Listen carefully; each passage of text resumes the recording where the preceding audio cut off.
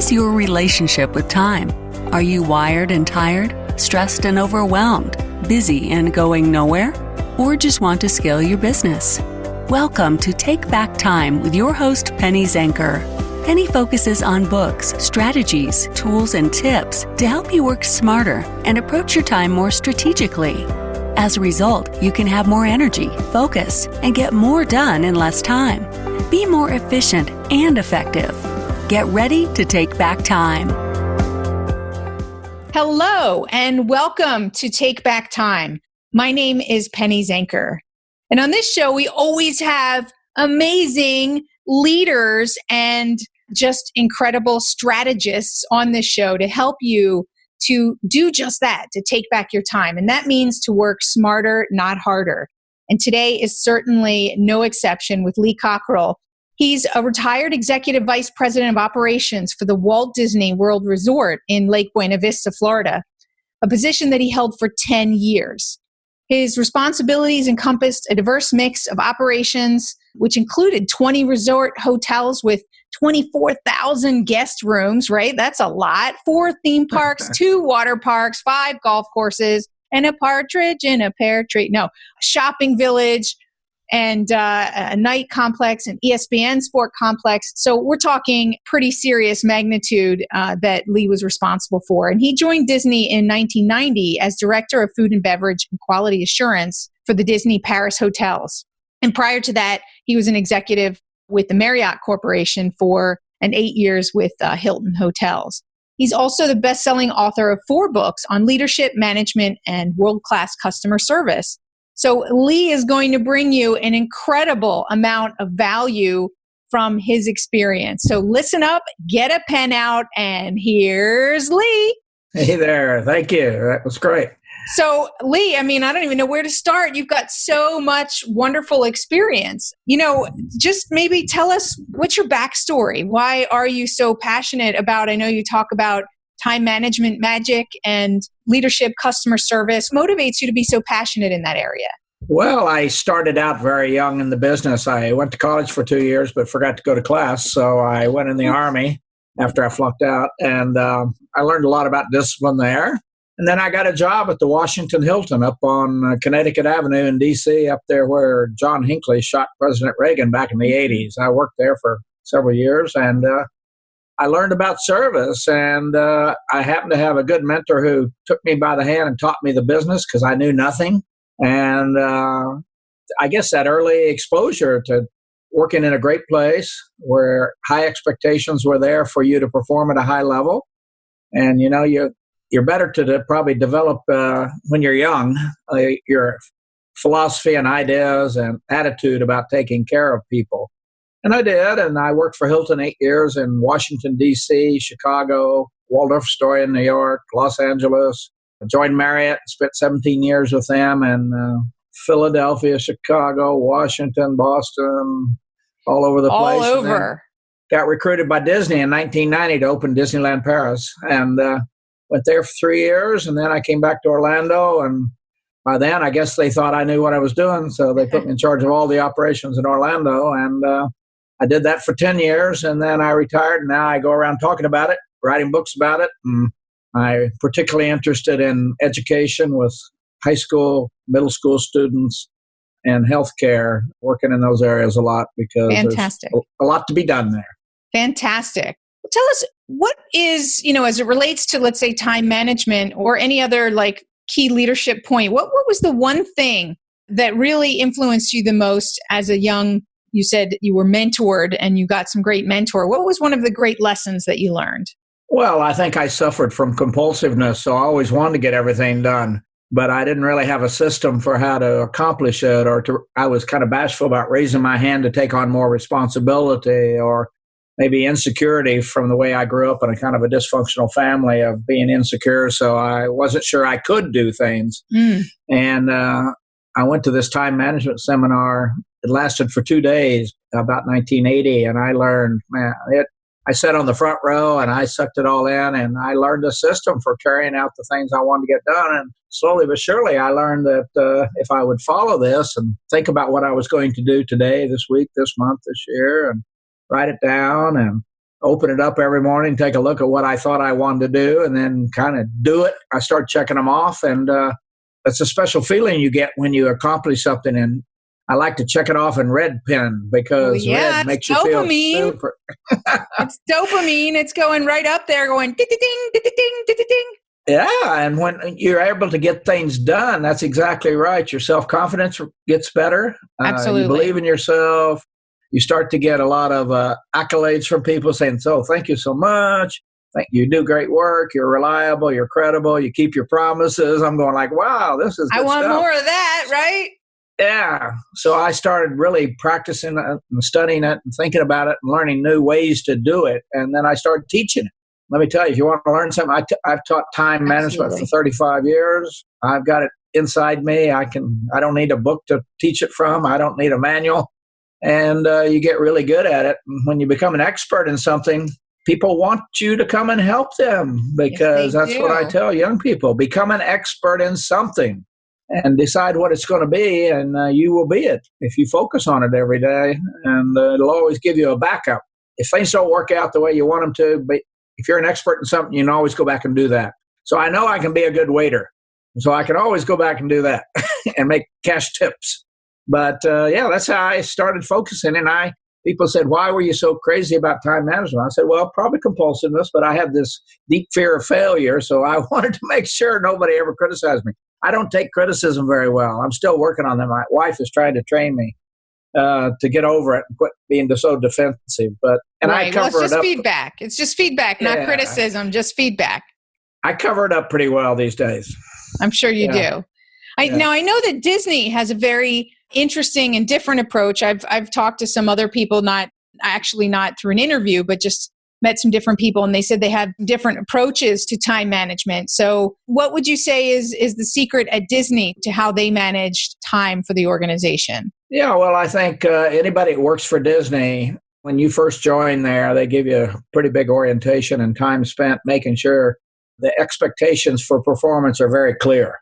There's a lot of expectations that you get. Clarity. I guess it's clarity. It's kind of like your mother when she said, be home by 11 or else. You know the rules. Yeah, clarity. And that's what you know the rules. The responsibilities are big because our guests are saving their money for years to come there. That's right. They have huge expectations, and we don't want to fail them because we may have the most promised product in the world when you think about kids 4 and 6 and 8 and 12 years old, and they're coming to meet Cinderella and Mickey. Yeah. I mean, it's real. And so we work hard at making sure we can do what we say we're going to do and promises. And you got to be organized to do that. You got to, we open late. We don't run out of food. Right. We're organized, and that takes good time management skills and good organizational skills to make sure that you can do it. And we're busy. 52 million guests a year, 80,000 cast members working in Orlando. You got to have your act together. And you have to have systems and support structures to make it work. For people who are listening, I want to step back because just the point that you said that they spend a lot of time setting expectations in the beginning of performance. I mean, people don't often think, that's not really time management. Yes, it is. The time that we spend preparing and making sure that we're communicating effectively, right? So when your staff knows clearly what their role is, what's expected of them, it makes all the difference in having things run smoothly and how you want them to interact with each other and give them some of the tools. How? That is time well spent up front. I can tell you just a real quick funny story. So my boyfriend just joined an organization, I guess it's been 2.5 months now. So this organization was so disorganized that it took him a month to get the laptop because they had all of their people work remotely. It took a month to get his laptop and to get him actually a login into the laptop. There was no job description. I mean, this is crazy. And this is actually a very large company. No job description and nobody, he had 3 bosses and none of them took any time until 2 months after he was there to meet with him. Even after he sent emails of, please tell me what my role is. I mean, this guy wants to work and it's not working. So that's very common, by the way. That is not unusual. But I can tell you, when you arrive at Disney, your laptop's on your desk. Mm-hmm. It's already programmed. Everything's there. You meet with the staff. We have what we call a new leader transition. Everybody's in the room. You tell them about how you work, what's important to you. They get to know you, about your family, everything they know about you by the end of the first day. And when you do the right things up front, a lot of things never happen to waste your time. That is so true. I tell people, if you exercise, you don't have to get a bypass surgery. That takes time to get bypass surgery. Right. So a lot of people don't think about it because they don't teach it in high school and college. They don't really talk about this concept of, if you do things now, focus on your priorities now, they'll pay off later, 5, 10, 15, 20 years down the road. And we don't like to do long-term things. We like to do now. Right. Quick fix, get that instant gratification. So, how do you teach someone discipline? You said you went into the Army and you learned discipline from a young age. I mean, that is a key piece of personal time management and focusing on what's most important. What's a tip there that you can help people with when they're struggling with self-discipline? Well, at the age we're hiring people at Disney and even Marriott, we had a very good screening system, a good profiling system, because I don't think you are going to be too successful teaching people discipline. You need to hire people that have discipline. And I tell everybody the most two important things I believe as a leader or a parent is empathy and discipline. Those two things is how you get it done. So we hire people that can show us that they're well organized. We have questions about that. How do you plan your day? How do you make sure crisis doesn't happen? And people will take us through that and explain to us how they think about it. If you ask me how I plan my day, I mean, it's like going through the checklist. I mean, there's no doubt in your mind when I finish telling you that this guy has his act together. And other people say, well, I just come in. If something happens, I try to take care of it. I mean, it's like... Oh, yeah. It's, you can definitely tell. But we do have a lot of entrepreneurs on listening, right? Not just business owners who have teams, but people who might be solo entrepreneurs. And so do you have one thing that you learned for yourself that helped you with that discipline? Even though I 100% agree, hire people who already have it. But what if I'm online and I don't have it? How could you help me? I would say make sure you got some kind of planner. If you can use your phone, great. But I love my phone, of course, but I also have a paper planner. And I would say every day, take 5 minutes in the morning to think about yesterday, what you didn't do so well, the contract you screwed up, the person you talked to and forgot to tell them 3 important things. Just go through yesterday and try to go back and fix yesterday before you start today. And then second, you think about the responsibilities you signed up for, whether it's your boyfriend or your spouse or your children or your health or your career. Courses do you need to take this year? What exercise? Taking care of aging parents and grandparents. You need to think about the things you personally have signed up for in your life that you didn't really sign up, but they are your responsibility. Right. And then you start asking yourself, am I putting enough time against those things? Can I find those in my planner? Do I have a plan to talk to my daughter about school or about boys, or do I have in my schedule, can I find a couple of days a week that I exercise and do strength training? Or have I got an appointment to sit down and talk to my parents how they want things handled, or my grandparents? And right.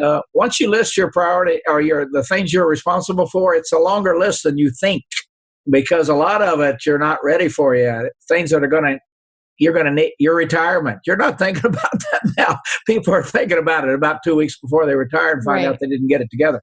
So that's how I think about it. I wrote the book about time management. It's called Time Management Magic, and it kind of lays it out. List all the kind of responsibilities we have in life. Having dinner with your children, that pays off later when you don't have to visit them in prison or in rehab or get them a lawyer or a psychiatrist. So that's thinking about your impact now.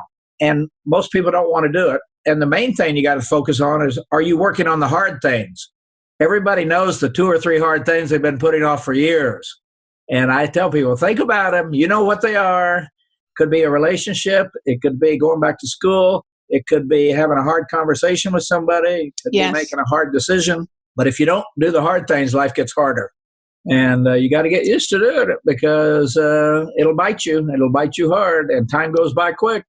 It'll be Christmas again, and it'll be New Year's again, and it'll be your birthday again, and you'll go, what happened? And because I got nothing done. we kind of do that ostrich thing, and we stick our head in the sand, and we just pretend like, we don't need to focus on that. And, we eat the apple pie instead of the apple, and we drink soda instead of water. And then we wonder why we're 50 pounds heavier, right? And time is not on your side. It's passing by pretty quick. The future is going to be here in about 1 second. So Oop, there it is. So you got to really think more. People got to think about it. They say if you don't take the time to plan the life you want, you're going to spend a lot of time living a life you don't want. Absolutely. And this is what happens to most people. They're living a life they don't want. They're not doing anything about it. And they get miserable. And then they get out unhealthy. And then they have financial problems. And then it goes from bad to worse. Distractions are the enemy of productivity. Go to distractionquiz.com and find out your distraction profile. Are you a time zombie or a hamster? Take this free distraction quiz today to rate your ability to focus on what keeps you from being a wizard. Go to distractionquiz.com.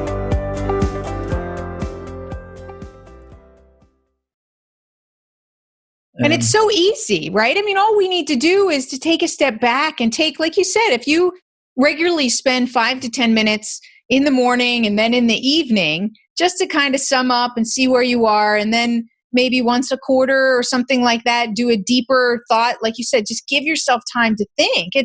We don't do that today, right? Because every single little space that we have is filled up. I've been really conscious about this lately, about putting my phone away. I have some principles where I don't check my email or touch my phone in the morning, and I leave that time for myself. It's a standard, it's a principle, a standard that I've set for myself. If I touch my phone, I remind myself, put it down, right?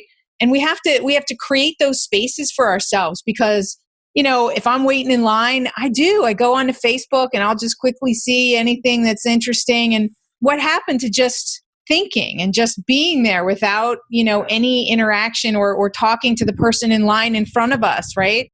So we do need to take back those spaces, those white spaces in our life. And you're talking right there about you are practicing discipline. You take time to sit and not look at your phone and think and get things, your act together. That's discipline. I do. And we need to think about what should we be doing. Discipline, exercise is discipline. Reading is discipline.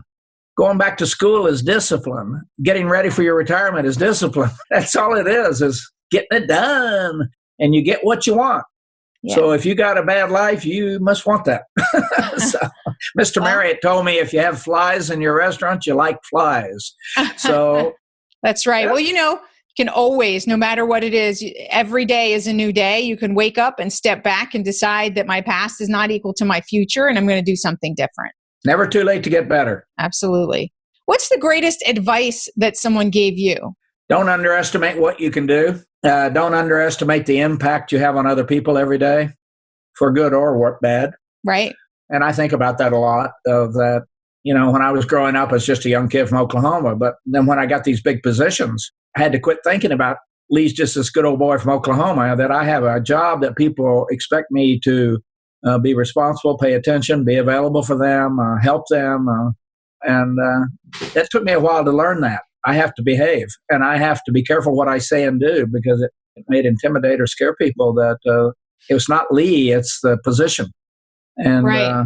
I think we got to be cognizant of that, because a lot of people are not, and they get in a lot of trouble. Look in the paper every day. Leaders around the world getting in trouble because they're doing I guess they don't really realize the impact they're having on other people and their families and their children. And right. And so kind of keep that in mind every morning. Everybody's watching and judging you every second. And when they're not watching you, right? I've always, that statement that it's when people aren't watching you, what you choose to do when nobody's watching you, that really defines who you are. And that's always stuck with me. Like, well, they say I want to be that person, not just when people are watching. I want to be that person all the time. I want to be the example, whether I'm being watched or not.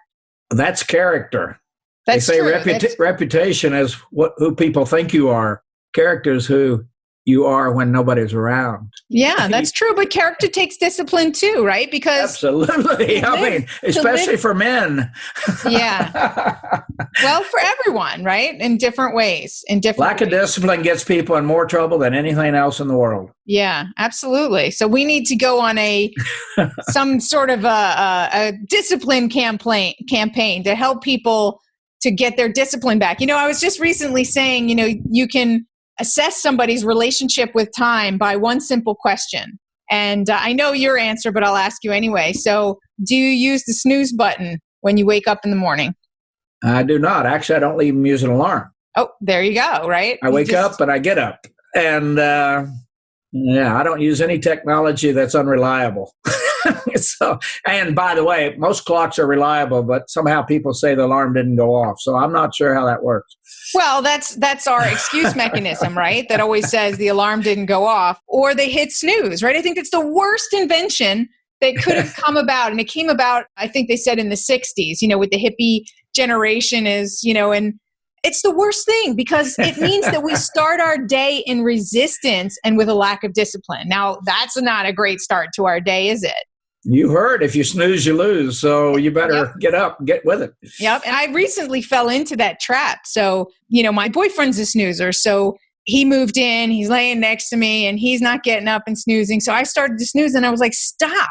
I just stop myself and say, this is not acceptable. This is not who I am, because I see it then seep into other areas of my life to make excuses or just push things off. And I'm like, that's not who I want to be. So I'm getting up. He's teaching you bad habits. And when you hang around people like that, you become like them. So be careful. Well, that's just one thing. Everybody gets to decide. He's okay after he wakes up, I guess. Yeah. Right. Okay. And we just have to decide for us. Like you said, it's character, and each one of us gets to define what's important for us and what defines us. I just like to share that because I want people to think about it. Like you said, that we have to think about what we do and how we show up and how that impacts us and who we want to be. And so it's something to think about. My grandson told me when he was in college, he put the alarm clock clear on the other side of the room. That's what I do now too. And so, that few moments to get up. That's right. So what's the main challenge that you think people have around time management? Oh, I think people just get in habits and think that's the way it is. People are always telling, well, that's just the way it is. And I said, listen, let me tell you something. Nothing's the way it is. It's the way you let it be. They don't have the self-confidence that they can do something. So they kind of get in this rut. And then they kind of they start taking naps instead of doing their work. And then they stay out too late. And life just goes from bad to worse. It's habits. Habits take a little while to get. If you're going to start a new habit, probably 30, 40 days, you got to do it. Exercise, when you first start it, you hate it. After a couple of months, it's easier. And it's like everything's hard before it's easy. That's what people need to understand. Everything's hard before it's easy. Yeah. Having a hard conversation with somebody about their performance is hard the night before. But after you do it, you feel like, wow, you feel better about yourself. And it's just this, I guess that's the main thing. And I think the bigger problem, they haven't been trained yet. They probably haven't thought about it deeply enough. Like in high school, I'm dealing with a lot of middle school, high school, and college students now teaching this course. Oh, good, because they don't teach that in... No. So where are you teaching that? At a school, in a school system? Yeah, I mean, many colleges have adopted my books as textbooks because I've kind of got a connection with them because of obviously my website and my podcast. The word gets out, as you know. So teachers, I get a lot of calls from teachers, and I send them books and tell them to get their students thinking about it. And we developed a teacher's guide for how to teach time management. So it's already programmed. They can teach it, or it's a self-guided course. They can take it themselves. And I get amazing comments back. People said, I never thought of that. I never thought of doing that. I didn't realize it was that easy. You only do what you have thought about, or you learn. And we got to get my grandkids went to a private school, and they got a planner in the 7th grade. And the school started working with them and teaching them because the school said their only goal in life was to get these kids to college and through college. And one way you get through college is go to class, sit on the front row, take notes. Don't go to your room to study because there's a bed there. And study with other people, get the environment and culture right. And that's they learn how to plan their day, because Friday comes and you're going to have the test, and they know that on Monday. And it's just hammering this into people of that you have control over this. Management's about keeping things under control. That's what management is. And most people take better care of their car than they do themselves or their life or their relationships or their health. I mean, it's amazing. I know. That is true. That is true. That is everybody true. knows how to plan because they plan their vacation with no problem. Well, not everybody does. Some people like it to be, some people like to wing it. So, not everybody plans. But second to last question, and then we'll wrap up. What would you say that companies can do to take more responsibility to support their staff in whether it's policies or training or whatever in the area of productivity and time management? Well, I think number one, training. You got to teach people how to do this. And I think more clarity. If I tell you I need this back as soon as possible, or I tell you I need this by 5 o'clock Friday, you understand what I just said? You understand? And all of a sudden you set the environment and culture that this is real. It's not like when you get a chance or first of the month or later this month or as soon as possible. I said, someday is not a day of the week. I mean, it's like, right. And everybody's as soon as possible is different, right? So some that's people, so it's never. vague. Yeah, never. And so I think those are the kind of things you got to get more clear on expectations, teaching people how to do it, helping them do it. And they'll see that they'll feel good about it when they start to get things done because it really does inspire you to know I'm knocking it off. And it inspires you to know I can probably do anything. I may not be able to do it, but I can get an expert to help me. I always tell people I don't know how to do much, but I got people around me who do. And we get it done. I have a trainer. I wouldn't work out if I didn't have a trainer. I'd go take a nap. And I have a website guy, and I have a computer guy, and a tax accountant, and a marketing person. And I don't know how to do any of this stuff, but they do. Right. So it takes a village. You just got to get it done. Don't worry about who does it. Absolutely. If you can do it, God bless you. But if you can't, you better figure out how to get it done. Absolutely. Or you're going to have a bad life. So what's your definition of productivity and why? Well, for me, is are you happy? Are you and your family happy? I said, if I'm happy and my wife's not happy, that's not good. I'm happy, she's happy, my kids are doing well, everybody, then I'm doing the right things. And don't think about productivity as spending time with their daughter on Saturday morning alone. And they're being at dinner time with the kids, or putting their phones down and having a family conversation, or sitting down and talking about what college you want to go to. Those are all planning things, and getting that college fund open, and the millions of things we got to do, but we need to do them now, a week before college starts, and we find out we don't have the money. That's so right. It's that thinking about setting the priorities. What do you need to be working on today that won't pay off till later? Don't be working on it the week before it's due. It's like term papers. Start when they give the assignment, not the night before. And and work your way backwards. Know when the date is and figure out what you have to do each week or each month, or to figure out how you get it there. Just plan your life. Quit winging it. Right. Because it's not going to work. It will not work. Life's too busy, and there's way too much anxiety and depression today. People are really overwhelmed with everything coming at them. Yes, they are. There's a lot of anxiety in every part of life now, including college kids, high school kids. Absolutely.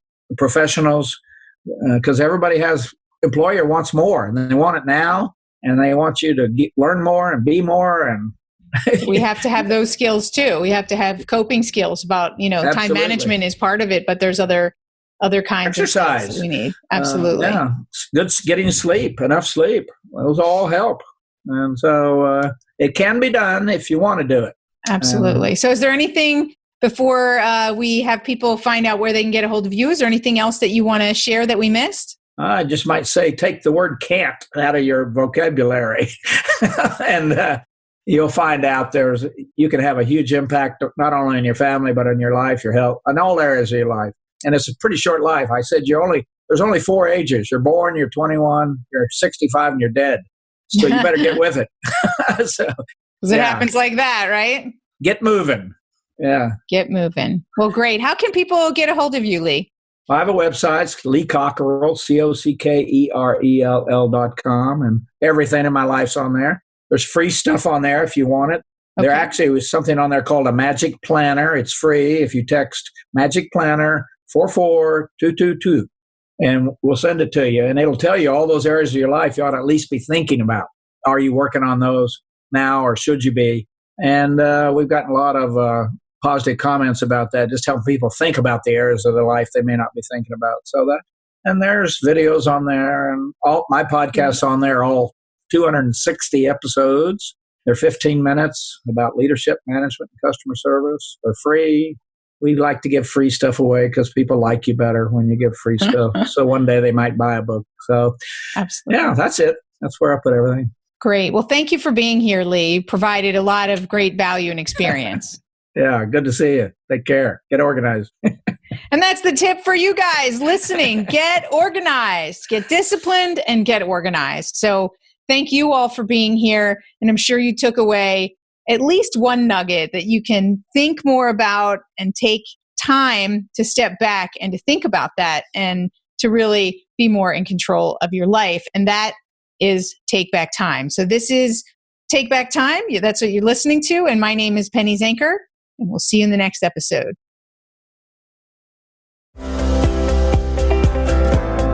Thank you for listening. Today's topic is another opportunity for you to put the knowledge you learned into practice. Tune in again next week for more strategies that will help you have more energy and focus to get more done in less time, so you can continue to take back time.